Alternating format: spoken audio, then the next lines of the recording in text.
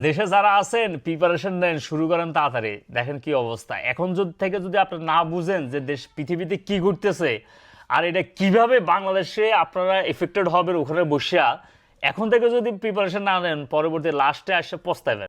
Gas সংকটে চট্টগ্রামে 2 সার কারখানায় ইউরিয়া উৎপাদন বন্ধ। এটা হচ্ছে গ্যাস যেটা আমাদের আছে, তারপরে এই অবস্থা। এবার দেখেন এই বিদ্যুতের চাহিদা যে কত ভয়াবহ ধারণ করবে শুধু এই ঈদের পরে এটা টের পাবেন। দেখছেন বিদ্যুৎ এবং জ্বালানি সাশ্রয়ে গাড়ির ব্যবহার সীমিত আকার করা সব, মানে গাড়ি কম যাতে আপনারা ইউজ করেন। তারপরে কলকারখানা এখন আছে এগুলো প্রোডাকশন বাড়ানোর কথা, কারণ 18 মাসে 400 থেকে 450 ফ্যাক্টরি বন্ধ হয়েছে।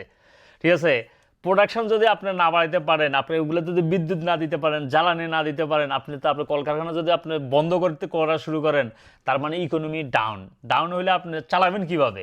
আবার মিডল ইস্টের যে ক্রাইসিস শুরু হয়েছে, এখন মিডল ইস্টের থেকে আপনার এখন কোনো তেল আর গ্যাস আসতেছে না। কাতার, তারপর বেশি কাতার, দুবাই, সৌদি আরব, এগুলো প্রোডাকশন পুরো বন্ধ হয়ে আছে এখন। এই দেখেন না, তারেক রহমান এখন এসিডিএসি কম চলাইতেছে, অফিসে আসে আগে আগে আসে, কিন্তু এসিডিএসি কম চলে, কারণ বিদ্যুৎ সেভ করতেছে। এইভাবে সেভ করে আপনার দেশে কলকারখানা চালাইবেন, প্রোডাকশন বাড়াইবেন, আপনি ইকোনমি ঠিক করবেন।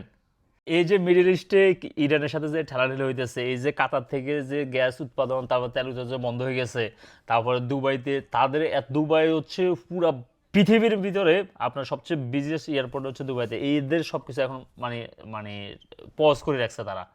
কোটি কোটি টাকা, বিলিয়ন বিলিয়ন টাকা, বিলিয়ন বিলিয়ন ডলার তাদের লস হয়ে যাচ্ছে। কিন্তু এই জিনিসগুলো হেদেচ্ছে সবচেয়ে ইফেক্ট করবে ছোট ছোট কান্ট্রিগুলো, গরিব কান্ট্রিগুলো। বাংলাদেশে 18 মাস কোনো উৎপাদন হয় না, কিছু নেই, এগুলো আস্তে আস্তে নতুন সরকার আসছে, এখন উৎপাদন বাড়াবে। এই পর্যায়ে যখন এই অবস্থা হয়, আপনার দেখবেন ঈদের পরে কি অবস্থা হয়। এখন জ্বালানি শেষ, জ্বালানির অভাবে কারখানাগুলো বন্ধ হয়ে গেছে, যেগুলো আছে এগুলো বন্ধ হয়ে হওয়া শুরু করছে।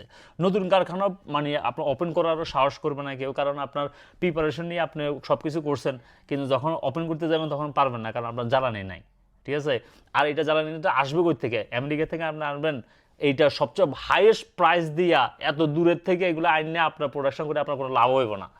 তখন কি হবে দেখবেন, এই মানুষ দেখবেন রাস্তায় মানুষ নামে আসবে, কারণ মানুষের খাওয়া নাই, থাকা নাই, ইনকাম নাই, মানুষ ডিপ্রেশনের মধ্যে থাকবে।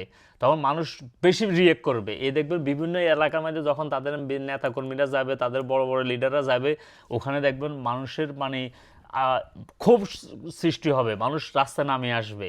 মনে আছে 2000 মানে 1 থেকে 2006 বিদ্যে 2004 আয়সা বিএনপি আর জমাতের লাশ মানে বছরে আয়সা মানুষ ডেমরাতে, ঢাকার ডেমরাতে এরকম কলস নিয়ে, তারপরে আপনার বাটি নিয়ে, পাতিল নিয়ে রাস্তাতে নামছে। যখন ওখানে এমপিরা আসছে, এমপির দৌড়িয়া দৌড়ানি দিয়া মানে বাসায় নিয়ে ঢুকে দিয়ে আসছে।